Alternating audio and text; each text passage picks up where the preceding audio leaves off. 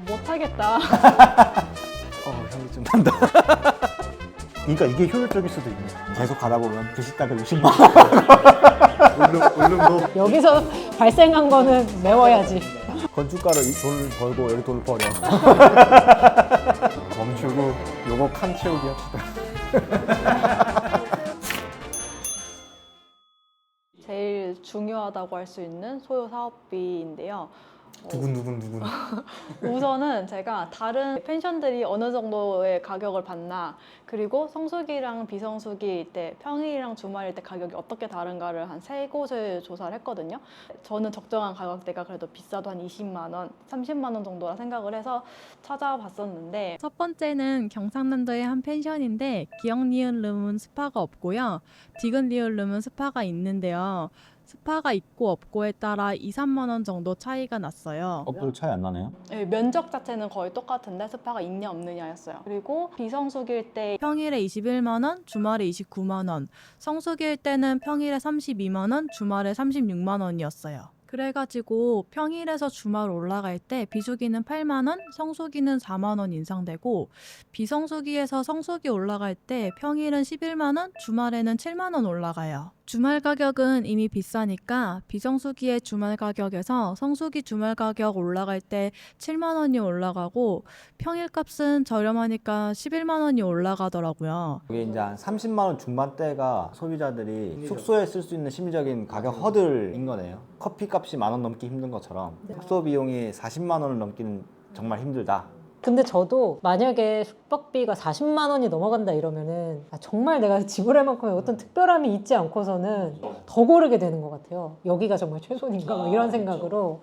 와, 이게 진짜 어려울 것 같아요. 이 타겟을 정하는 게. 그래서 색다름을 주는 게 정말 어려운 것 같아요. 경기가 안 좋아졌을 때 이쪽에 쓰는 소비를 빨리 끊어버리는 타겟층이 있을 거고, 또 늦게까지도 이거에 대한 소비를 하는 고객층이 있을 거고. 반대로 불경기에서 잘 되는 분야도 있어요. 명품같이. 특별하다는 걸 인지를 줄 수 있으면 다른 사람들한테.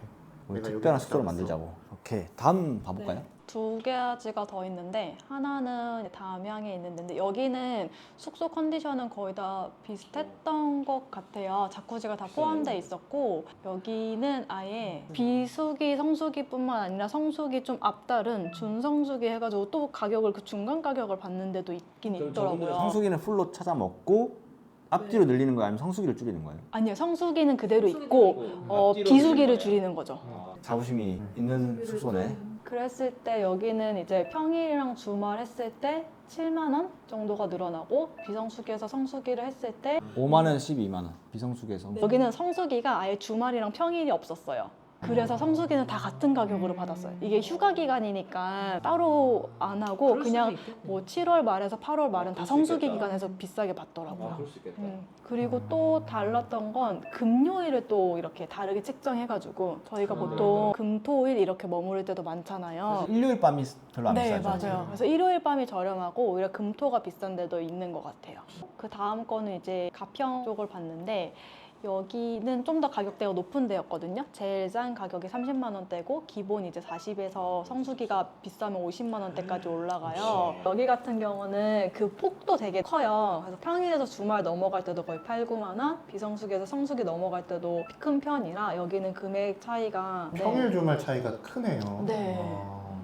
그래서 그 다음 저 엑셀 파일을 켜주시면 되는데요. 우선은 첫 번째는 저희가 수입 예상 금액에서 객실 단가를 정하는 거거든요. 그래서 이거는 제가 먼저 평균가가 20만 원 중반대면 좋겠다고 생각을 했고, 그 중간값이 20만 원 중반이 되고, 그리고 그 차이가 나는 폭은 제가 알아봤던 것 중에서 좀 더 타이트하게 제일 적은 폭으로 봤어요.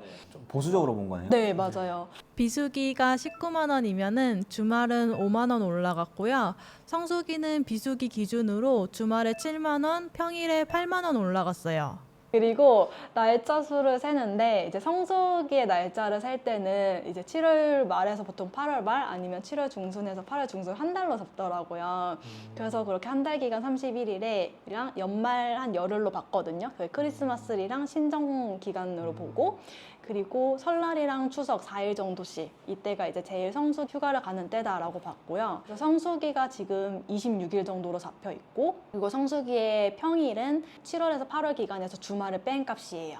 그리고 비수기의 주말은 한 달 빼면은 11개월 정도에서의 주말 개수로 봤거든요. 그리고 비수기 평일은 이제 나머지 값을 다 뺀 값이라고 보시면 되고요.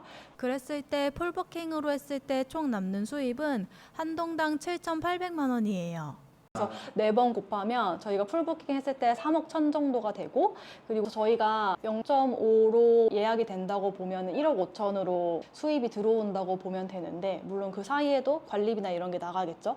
밑에 지출 비용 한번 보시면요.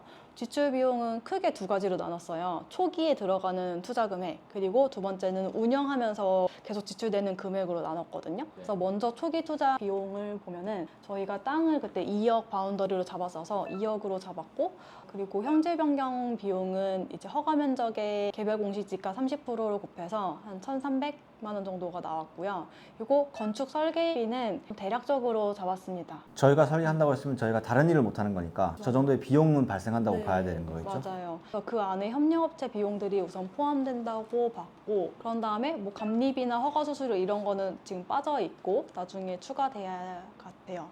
그리고 시공에서는 건축 시공비를 저희가 평당 1,000만 원으로 계산을 했거든요. 250제곱미터였을 때 75평 정도였던 것 같아요. 그랬을 때 이제 7억 5천만 원 정도다. 근데 사실 평당 공사비는 올라갈 확률이 더 높을 것 같고요. 이제 여유자금은 전체 공사비의 10%로 넣어놨고, 그랬을 때 전체 금액이 11억이 필요하는 게 이제 초기 투자 금액이고요. 사실 저 인입비도 일반 도시에서 건축하는 것보다 훨씬 많이 나올 거예요. 예, 원인자 부담이기 때문에. 그래서 이거를 하다 보면은 못하겠다. 따지고 엑셀 파일 만들다 보니까 이거 가능한가라는 생각 들더라고요. 이 항목이 왜 이렇게 많아요? 일단은 뭔가 해당이 될 것 같은 것만 적어도 넣어놨는데도. 그리고 운영 중에 이제 비용이 들어간다고 보면은 저희가 우선 관리비를 매출 금액의 한 15%로 잡아서 2,300만 원, 그리고 인건비는 한 달 월급을 300으로 잡았을 때 3,600, 그리고 세금은 이제 매출 금액을 또 10% 잡아놨어요. 그러면 운영 중으로 나가는 게 1년 기준으로 7,500만 원이에요. 이제 순수익 금액이 있어요. 그러면 저희가 1년에 현기증 난다. 예약률 50%일 때 1년 순수익은 운영 중 지출비를 뺀 거거든요. 기초 투자비는 안 빼고 그냥 객실 들어왔을 때 그만큼 운영비를 뺀 가격이에요. 그랬을 때가 지금 8,200만 원을 번다. 그럼 저희가 1년에 8,200만 원을 버는 거죠? 네. 그러면 이걸로 기초 투자 금액을 몇 년을 해야 회수할 수 있냐?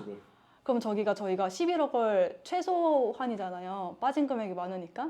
11억을 8,200만 원. 원으로 이제 매년 갚는다. 그러면 14년이 돼야 저만큼의 수익률이 나는 거예요. 그래서 요즘 숙박시설 찾아보면은 비싼 가격대 많다고 했잖아요. 40만 원, 50만 원. 네. 그래서 비싼가 싶은 거예요.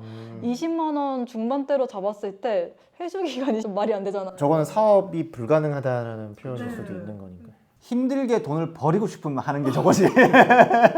지금 우리가 운영 비용을 뭐만 뺀 거예요? 홍보비 안 뺐고 이게 되게 많이 들어간다 그러는데. 홍보는 발품 파시고요. 그러니까 저 가구 및 비품인 거나 건물을 유지 보수하는 비용이나 이런 비용들이 추가로 더 들어가야 1, 돼요. 2년 넘어가면은 이제 막 부서지는 데 나오고. 건물도 이제 외곽에 페인트도 주기적으로 또 칠해줘야 될 부분이 있을 거고, 조경을 우리가 컨셉에 따라 바꿔줘야 될 수도 있어요. 여기서 그러면 우리가 그래도 납득할 만한 네. 비수기 평일가를 조정하면 밑에 가격이 다 조정될 거예요. 한번 해볼까요? 네. 여기를 한 뭐 30만 원 할까요? 네. 저는 저렇게 객단가를 올릴 거면 네. 공사비도 무조건 올려야 된다고 생각을 하거든요. 평당 1,200은 잡아줘야. 그냥 그것까지 해볼까요? 그러면? 평당 공사비 적힌 데 있죠. 그거를 바꾸시면 됩니다. 1200? 네. 이렇게 했을 때 몇 년이냐? 그럼 마이너스죠. 8년? 9년. 그러니까 이게 효율적일 수도 있는 거예요. 돈을 더 받고 공사비를 그렇죠. 더 투자하는 올려서? 게. 그러니까 우리가 좀 커버할 수 있는 뭐 기금을 받는다고 하더라도 기금이 4년 거치였으니까 4년 기준으로 해도 될 것 같아요. 그러면 진짜 우리 돈 하나도 안 넣고 한다는 얘기야. 4년 거치니까. 그러니까 저게 투자비 회수를 4년에 맞추면은 우리가 땅만 사고 나서 돈 하나도 안 넣고 4년 동안 번 걸로 돈 빌린 거 다 갚고 그 뒤로부터 돈을 우리가 번다는 얘기야. 그거는 사실 되게 욕심이기도 하지. 근데 한번 궁금하기는 하네요. 어느 정도의 단가가 돼야 현실 가능한지. 아니면 저희가 지금 반부킹으로 했잖아요. 그러니까 사실 부킹률을 제일 높일 수 있는 게 중요할 것 같아요. 이게 네. 반부킹 기준으로 순수 잡은 거예요? 맞아요. 아, 이거 혹시 이것도 그거를 예약률 75% 기준으로 대입해 보면 되거든요. 6년이다. 부킹률을 늘리는 게 진짜 핵심이네. 그래서 저는 저희가 지출을 되게 간략하게만 잡았으니까 구체화되기 전까지는 계속 50% 예약률로 진행을 해야 합리적인 사업이 될 것 같아요. 그렇긴 하네요. 그러니까 50%로 했을 때도 큰 돈 아니더라도 손해 안 보는 결과치가 나왔을 때 안정적인 사업이 되는 거예요. 드디어 우리가 예상 범위 안에서 다 해결해 나갈 수 있을 것 같아요. 이거 이렇게 해보니까 이제 뭐가 중요한지가 조금 검토가 되는 것 같아요. 공사비를 더 투자를 해도 객실상가를 높이는 게 제법 효율이 있다는 게 하나가 발견됐고 무엇보다도 중요한 게 예약률 높이는 게 진짜 중요하다는 게 조금 또 파악이 되고 결국 앞에서 얘기했던 내용이 또 반복되는 것 같아요. 결국에는 퀄리티가 높아야 된다는 거랑 색다른 경험을 하기 위한. 두 번째는 지속 가능성과 평일에도 뭔가를 주지 않으면 50%가 절대 안 되니까 그 두 가지가 되게 중요한 것 같아요. 저 평일에 숙박 계획을 모객하려고 할 때 우리만의 좀 스페셜한 뭐가 있어서 일할 수 있는 사람이 워케이션으로 정말 올 수 있게 그거를 강화시킨다던가 조금 그걸 공격적으로 해야 될 필요도 있을 것 문득 같아요. 든 생각인데 각 동이 그런 컨셉별로 가도 괜찮지 않을까. 한동은 워케이션 특화. 그럼 균질하게 비수기를 맞지 않고 이렇게 돌아가면서 그래도 나눠지니까 모두가 비수기일 때 다 비수기는 아닌 상태로 예를 들어 워케이션을 오는 사람이랑 아이랑 같이 오는 사람은 요구하는 내부 공간이 전혀 다를 거 아니에요. 근데 만약에 요구하는 게 오케이션 오는 사람은 아이 없는 조용한 공간 이런 거면 어떡해? 그런 마스터 플랜을 짜야 될 것 같아요. 그렇다면 그 사람은 조금 더 가려진 공간에 들어가 있고 그 동은 그다음에 필요로 할 때만 가장 먼 동선으로 공용 공간으로 온다던가. 그런 게 컨셉이 될 수도 있을 것 같아요. 모든 그런 조건을 다 커버한다고 가기는 지금 생각으로는 잘 상상은 안 되는데 우리는 생각하기에 이 정도면 모든 유저를 다 커버할 수 있다고 했는데 사실상 그게 되게 소수일 수도 있는 거잖아요. 오히려. 그룹은 맞는데 필터링이 적게 되는 그룹일 수도 있으니까 그럴 수도 있고 예를 들면은 그 타겟층이 하나로 좁혀질수록 부대 시설을 뭐 하나만 해도 4배의 효과가 나는 거니까 그런 투자 비용 효율이 있을 수도 있고 만약에 그렇게 범용성으로 가면 결국은 호텔에 비즈니스 섹터를 만든다던가 프린터 하나 갖다 놓고 그렇게 가버릴 가능성도 오히려 있으니까. 그러니까 너무 제너럴해질 가능성도 생기는 것 같아요. 역으로. 그러면은 아예 두 갈래가 나눠지는 게 가족 단위로 오는 거랑 아니면 워케이션이나 이제 저는 솔직히 워케이션은 좀 낮은 것 같고 커플이 오냐 가족이 오냐인 것 같아요. 워케이션 정말 낮을 것 같아요 비율이.